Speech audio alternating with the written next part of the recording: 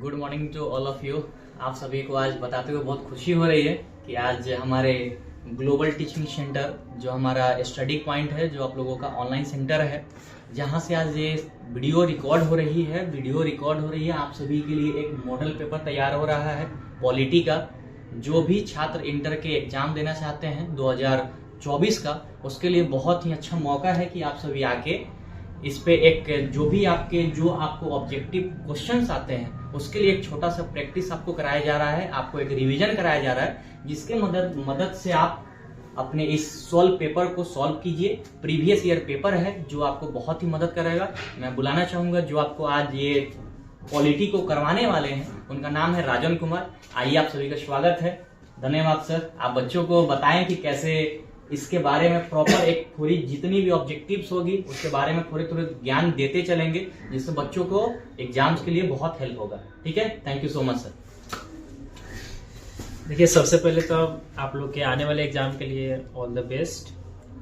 सही बात देखा जाए तो बच्चों के लिए सबसे ज़्यादा जरूरी होता है प्रैक्टिस ही आप लोग का इम्प्रूव और करेगा मार्क्स में। आइए, सबसे पहले हम लोग देखते हैं पॉलिटिकल साइंस का ऑब्जेक्टिव क्वेश्चन, जो आपका प्रीवियस ईयर क्वेश्चन है 2023 का।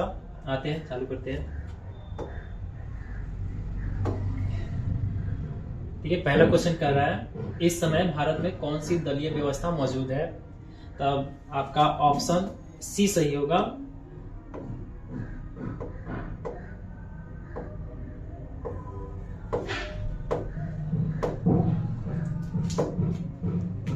इसका आंसर आपका बहुदलीय व्यवस्था होगा। हम सब जैसे कि जानते हैं कि भारत में ना ही एक दलीय व्यवस्था है ना ही द्विदलीय व्यवस्था है। अपने देश में बहुदलीय व्यवस्था चलती है। आगे देखते हैं, 1971 में बने महागठबंधन का ध्येय क्या था? तो इसका आंसर आपका हो जाएगा इंदिरा हटाओ। अब चलिए देखते हैं इसमें का और भी ऑब्जेक्टिव जो है। इन गरीबी हटाओ का नारा किसने दिया था? तो ये आपका हो जाएगा 1971 के चुनाव में इंदिरा गांधी ने गरीबी हटाओ का नारा दिया था, और इंदिरा गांधी के विरोध में बनी महागठबंधन ने इंदिरा हटाओ का नारा दिया था। इसके आगे क्वेश्चन देखते हैं,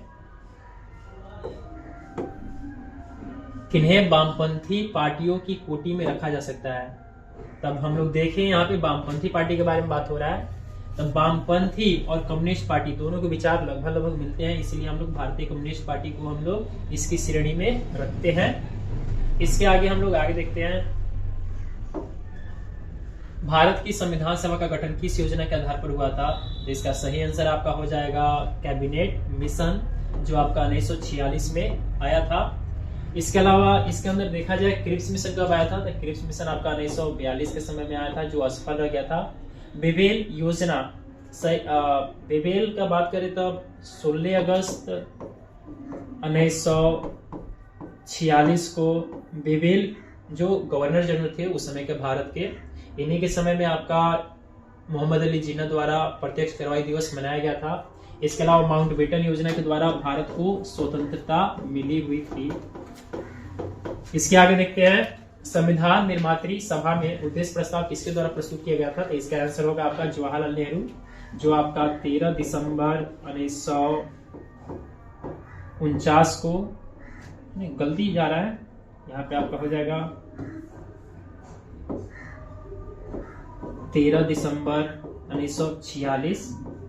इसमें और कुछ ऑब्जेक्टिव देखे तब 9 दिसंबर 1946 को सबसे पहले संविधान सभा का पहला बैठक होता है। इसी में आपके अस्थायी अध्यक्ष डॉक्टर सच्चिदानंद सिन्हा चुनाते हैं। इसके आगे जब 11 दिसंबर का समय आता है, तब यहां से आपके प्रत्यक्ष या अस्थायी अध्यक्ष डॉक्टर राजेंद्र प्रसाद चुना करके आते हैं, और 13 दिसंबर को जवाहरलाल नेहरू ने उद्देश्य प्रस्ताव को पेश किया था संविधान सभा के अंदर। इसके आगे बात करते हैं, संविधान निर्मात्री सभा में प्रारूप समिति के अध्यक्ष कौन थे? तो इसका आंसर आपका हो जाएगा डॉक्टर अंबेडकर। इसके अलावा देखिएगा यहाँ पे, किसने संपूर्ण क्रांति का आह्वान किया था? तो ये सब हम जानते हैं। जब इंदिरा गांधी ने 1975 में आपातकाल लगा दिया था, तब इनके विरोध में जयप्रकाश नारायण ने संपूर्ण क्रांति का नारा दिया हुआ था, इसलिए आपका आंसर बी सही हो जाएगा। इसके अलावा आगे देखा जाए, भारतीय नागरिक को कितने प्रकार का मौलिक अधिकार प्रदान किया गया है, तो इसका सही आंसर आपका 6 होगा। मूल संविधान में बात किया जाए तो आपको 7 प्रकार के मौलिक अधिकार प्राप्त थे, लेकिन आगे चल करके संपत्ति के अधिकार को निकाल करके कानूनी अधिकार में बना दिया गया। अतः आपका 7 से घट के 6 हो चुका है। इसका आंसर 6 सही है। आगे देखा जाए, निम्न में से कौन मौलिक अधिकार नहीं है? तो बात करते हैं, समानता का अधिकार मौलिक अधिकार की श्रेणी में आता है, धार्मिक स्वतंत्रता का अधिकार भी आता है और शोषण के विरुद्ध अधिकार भी आता है। संपत्ति का अधिकार जो अब मौलिक अधिकार की श्रेणी में नहीं आता है, यह एक कानूनी अधिकार है जो आपका 300 के क में डाल दिया गया है। आगे देखते हैं, कानून का समान संरक्षण वाक्य कहां से लिया गया है?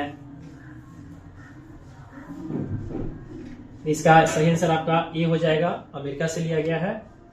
और आगे देखा जाए, वयस्क मताधिकार से तात्पर्य पूछा है इसका आंसर। इसका सही आंसर आपका हो जाएगा 18 वर्ष के वयस्क मताधिकारों को ही वयस्क मताधिकार के अंतर्गत रखा जाता है। इसके अलावा पहले ये उम्र आपका 21 वर्ष था, लेकिन अब इसको घटा करके 18 वर्ष किया जा चुका है।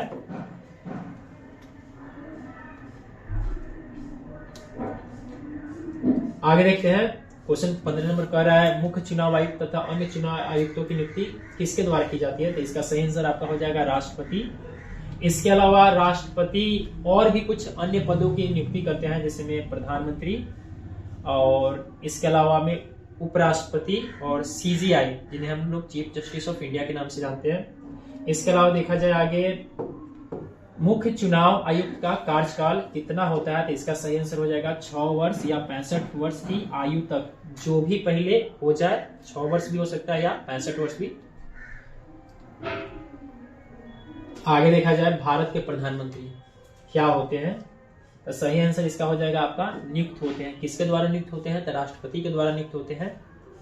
भारत के संविधान के किस अनुच्छेद के अधीन भारत के राष्ट्रपति पे महाभियोग चलाया जा सकता है? तो आर्टिकल 61 में इसका वर्णन किया गया है कि राष्ट्रपति के ऊपर महाभियोग चलाया जा सकता है। इसके अलावा आगे देखा जाए, भारत में राष्ट्रपति की स्थिति किस देश के राष्ट्रपति अथवा शासक जैसी है? इसका सही आंसर आपका ब्रिटेन की महारानी हो जाएगा। आगे देखा जाए, राज्यसभा की सदस्यता के लिए न्यूनतम आयु कितनी है? तो राज्यसभा की सदस्यता के लिए न्यूनतम आयु 30 वर्ष कम से कम है। इसके अलावा और कुछ एक्स्ट्रा फैक्ट पे बात करें तो 25 साल आपका लोकसभा और लेजिस्लेटिव असेंबली, यानी जिसे हम विधानसभा कहते हैं, इन दोनों के लिए न्यूनतम आयु 25 वर्ष है। पंचायती चुनाव लड़ने के लिए आपका न्यूनतम आयु 21 वर्ष दिया हुआ है और 35 वर्ष राष्ट्रपति और उपराष्ट्रपति के लिए न्यूनतम आयु है। आगे देखते हैं, भारत में उपराष्ट्रपति का निर्वाचन किया जाता है। उपराष्ट्रपति के बारे में पूछ रहा है, तो इनका निर्वाचन होता है आपका संसद के, इनका निर्वाचन होता है संसद के दोनों सदनों के सदस्यों द्वारा। इन दोनों सदस्यों में आपका मनोनीत भी सदस्य आता है और साथ ही साथ निर्वाचित सदस्य भी शामिल किया जाता है। आगे देखते हैं, राज्यसभा के कोरम के लिए निर्धारित संख्या कितनी है? तो ये बात हम लोग जानते हैं, 1/10 कोरम होता है। इसका सही आंसर आपका 25 हो जाएगा। आगे देखिए, राज्यसभा का सभापति कौन हो सकता है? तो हम सब कोई जानते हैं, राज्यसभा का सभापति ही एक ऐसा व्यक्ति होता है जो राज्यसभा का अंग नहीं होता है, यानी इसका सही आंसर आपका हो जाएगा उपराष्ट्रपति पदेन। आगे देखा जाए, 73वें संविधान संशोधन द्वारा पंचायती राज संस्थाओं का कार्यकाल कितना है? तो इसका सही आंसर आपका 5 वर्ष हो जाएगा। आगे क्वेश्चन चल रहा है, 73वें संविधान संशोधन द्वारा भारतीय संविधान में कौन सी अनुसूची जोड़ी गई है? तो इसका सही आंसर आपका हो जाएगा 11वीं अनुसूची। और आगे इसका और एक्स्ट्रा फैक्ट का बात करें तो 12वीं अनुसूची में आपको नगर पालिका के बारे में बताया गया है।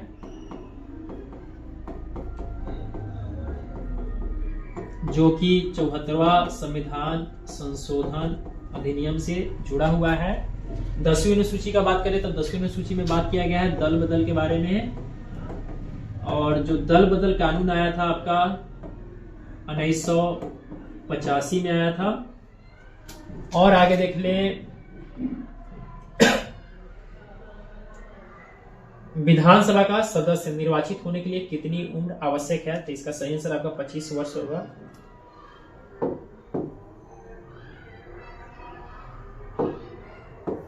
वर्ष। इसके अलावा वोट देने का न्यूनतम आयु 18 वर्ष।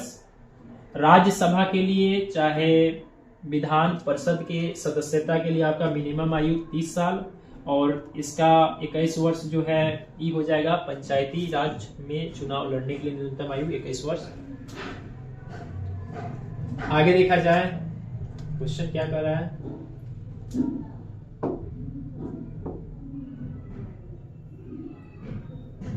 देखिए क्वेश्चन आगे क्या है।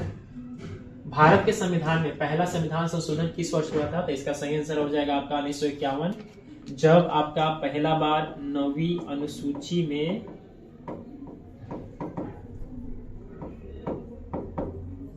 भूमि सुधार से संबंधित सुधार किए गए थे। आगे देखा जाए, संवैधानिक विषय पर निर्णय देने वाले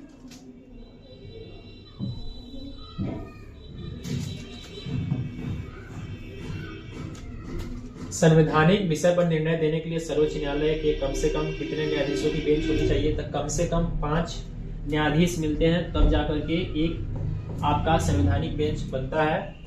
इसके अलावा देखा जाए आगे, बलवंत राय मेहता समिति प्रतिवेदन में पंचायती राज संस्थाओं को कितने स्तरों पर बांटने का सुझाव दिया गया था? तो ये आपका त्रिस्तरीय सुझाव दिया गया था। इसका सही आंसर हो जाएगा त्रिस्तरीय। देखिए इसका ऑप्शन कौन सा है? सी ऑप्शन इसका सही है। अब देखा जाए कौन कौन सा स्तर पे, तो पहला था आपका ग्राम स्तर पर, दूसरी का था आपका खंड स्तर पर, तीसरी का था आपका जिला स्तर पर। आगे देखते हैं 34 नंबर क्वेश्चन। निम्नलिखित में से किस दल ने हिंदी विरोधी आंदोलन का संचालन किया था? तो ये बात हम लोग जानते हैं, DMK जो दक्षिण भारत की एक पार्टी है, इन्होंने हिंदी विरोधी आंदोलन का संचालन किया था। और देखा जाए क्वेश्चन नंबर, बाबरी मस्जिद का विध्वंस किस वर्ष हुआ था? तब इसका सही आंसर हो जाएगा आपका 1992, जब अयोध्या में कार सेवकों ने बाबरी मस्जिद के हिस्से को ध्वस्त कर दिया था।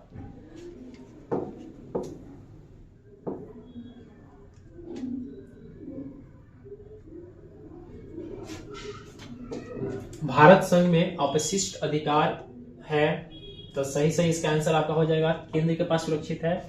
आइए थोड़ा सा हम बात कर लेते हैं शक्तियों का विभाजन पे, जो अनुसूची 7 में वर्णित किया गया है।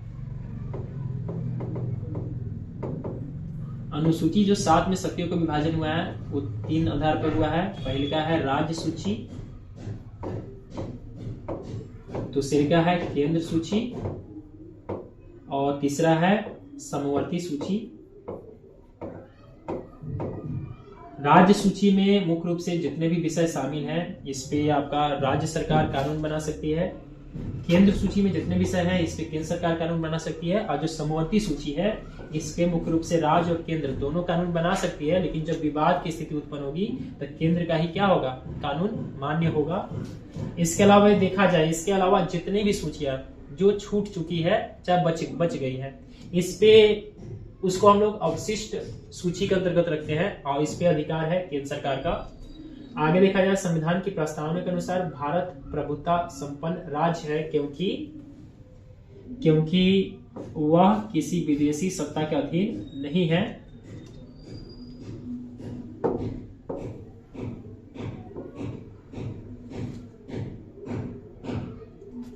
आगे देखा जाए क्वेश्चन कह रहा है, संविधान के किस संशोधन ने मौलिक कर्तव्यों को जोड़ा था? तो इसका सही आंसर आपका हो जाएगा, मौलिक कर्तव्य का बात हो रहा है तब 42वां संविधान संशोधन अधिनियम 1976। और एक बात हम लोग ये भी जानते हैं, 42वां संविधान संशोधन अधिनियम को ही हम लोग क्या कहते हैं, मिनी कॉन्स्टिट्यूशन कहते हैं। इसके अलावा बात करें 42वां संविधान संशोधन अधिनियम में आपका मुख्य रूप से मौलिक कर्तव्य 10 ही जोड़े गए थे। अभी के समय में मौलिक कर्तव्य 11 है। और अगर क्वेश्चन पूछे कि मूल संविधान में कितने मौलिक कर्तव्य थे, तब एक भी नहीं थे।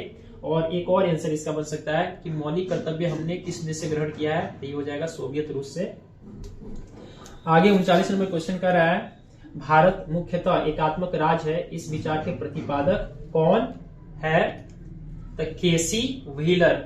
इसका सही आंसर केसी व्हीलर होगा। ये डाउटफुल क्वेश्चन हो रहा है, लेकिन इसका आंसर केसी व्हीलर होगा। आगे देखते हैं, भारतीय संविधान में समवर्ती सूची की प्रेरणा किस देश से ली गई है? तो इसका सही आंसर आपका हो जाएगा ऑस्ट्रेलिया से हमने समवर्ती सूची की प्रेरणा ली है। इसके अलावा राष्ट्रपति के ऊपर महाभियोग हम लोग अमेरिका से लिए हैं। इसके अलावा सोवियत संघ से हम लोग मौलिक कर्तव्य लिए हैं। और स्विट्जरलैंड कुछ नहीं। आगे देखते हैं। आगे, निम्न में कौन समवर्ती सूची का एक विषय है पूछा गया है? तो इसका सही आंसर आपका हो जाएगा विवाह और विवाह विच्छेद। चलिए इस पे थोड़ा सा और फैक्ट पे बात करते हैं। जो सिक्का है, तो सिक्का या मुद्रा केंद्र सरकार के हिस्से में आती है। जेल जो सूची का विषय है, ये है आपका राज्य सूची। और विदेशी ऋण ये मुख्यतः आपके केंद्र सूची का हिस्सा हो जाएगा। और आगे देखा जाए,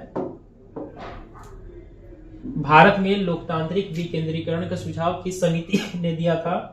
तो इसका सही आंसर आपका हो जाएगा बलवंत राय मेहता समिति, जो 1973 में त्रिस्तरीय पंचायती राज व्यवस्था को लागू करवाती है। आगे देखा जाए, 73वें संविधान संशोधन द्वारा 11वीं अनुसूची में पंचायती राज संस्थाओं को कितने कार्य सौंपे गए थे? तो इसका सही आंसर हो जाएगा आपका 29 कार्य कहिए तब या विषय कहिए तब। पंचायती राज संस्थाओं को 29 ऐसे विषय दिए गए हैं जिन पे काम करने का अधिकार पंचायती राज संस्थाओं को दिया गया है। इसके अलावा थोड़ा सा इसका और फैक्ट का बात करें, तब आपका मूल संविधान में आपका केंद्र सूची में 57 विषय थे, जो अब बढ़ के 100 हो चुके हैं। इसके अलावा में ये है आपका राज्य सूची का विषय, जो अब घट के 61 हो चुका है। और ये है आपका समवर्ती सूची का विषय, जिसको बढ़ा करके 50। इसको रहने देते हैं, डाउटफुल हो रहा है।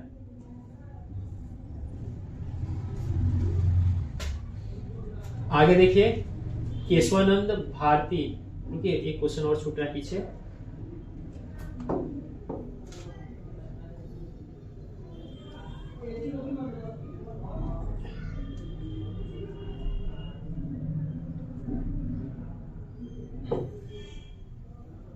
क्वेश्चन कर रहा है, संविधान संशोधन की प्रक्रिया का वर्णन किस अनुच्छेद में किया गया है?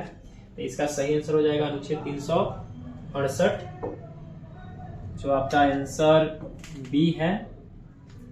इसके अलावा बात करते हैं, अनुच्छेद 352 में बात किया गया है राष्ट्रीय आपातकाल का।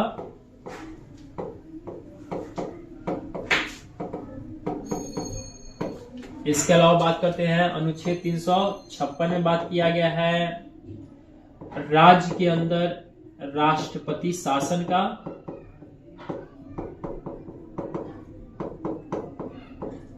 और एक और इसका आपातकाल का अनुच्छेद जुड़ता है आपात शक्ति के रूप में 360, इसमें बात किया गया है द्वितीय आपात का। आज तक हमारे देश में द्वितीय आपात कभी नहीं लगी है। केशवानंद भारती विवाद में सर्वोच्च न्यायालय ने किस विषय पर निर्णय दिया था? तो इसका सही आंसर आपका हो जाएगा कि संसद मौलिक अधिकारों में संशोधन नहीं कर सकती है। इसके अलावा नेक्स्ट क्वेश्चन देखा जाए, ऑन लिबर्टी पुस्तक के लेखक कौन है? तो इसका सही आंसर हो जाएगा J.S. मिल।